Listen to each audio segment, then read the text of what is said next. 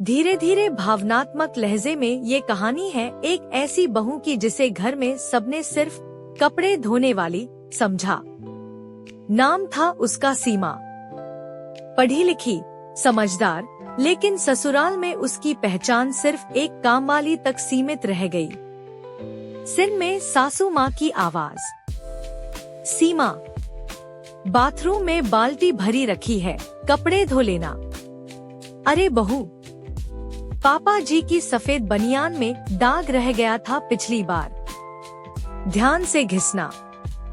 Narrator थोड़े व्यंग्यात्मक अंदाज में सीमा सुबह उठती, चाय बनाती, झाड़ू पोंछा करती और फिर लग जाती कपड़े धोने में। घर के हर सदस्य की कमीज, पैंट, रुमाल सब उसी के भरोसे। सीमा की धीमी आवाज में सोचते हुए, क्या मैं सिर्फ इतनी ही हूँ? क्या मेरी कोई पहचान नहीं? थोड़े भारी मन से सीमा की शादी को 3 साल हो गए थे, लेकिन आज तक किसी ने ये नहीं पूछा कि उसका मन क्या चाहता है। हर दिन मशीन की तरह काम और बदले में न कोई तारीफ, न कोई मुस्कान। एक दिन की सुबह सीमा आंगन में कपड़े धो रही थी। हाथ साबुन से सने हुए थे और चेहरे पर थकान।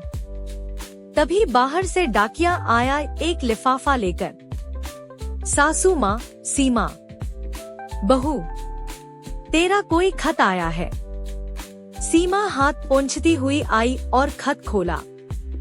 वो था अखिल भारतीय महिला लेखन प्रतियोगिता से इनविटेशन। सीमा की एक पुरानी कविता जो उसने कॉलेज टाइम में भेजी थी, उसमें पहला इनाम आया था। उत्साहित लहजे में पूरा घर हक्का बक्का।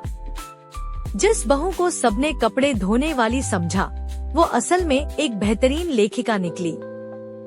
पति की हैरानी भरी आवाज, सीमा, तुम कविता लिखती हो? सासू माँ, अरे, हमें तो कभी बताया ही नहीं। सीमा मुस्कुराते हुए, क्योंकि आपने कभी पूछा ही नहीं। भावनात्मक अंदाज में उस दिन पूरे घर ने पहली बार सीमा को सिर उठाकर देखा। वो सिर्फ बहू नहीं थी, एक बेटी थी, एक कलाकार थी, एक इंसान थी। आखिरी लाइनें धीमे संगीत के साथ, कभी कभी जो लोग चुपचाप सबसे ज्यादा काम करते हैं, वो अंदर से सबसे ज्यादा सपने देखते हैं।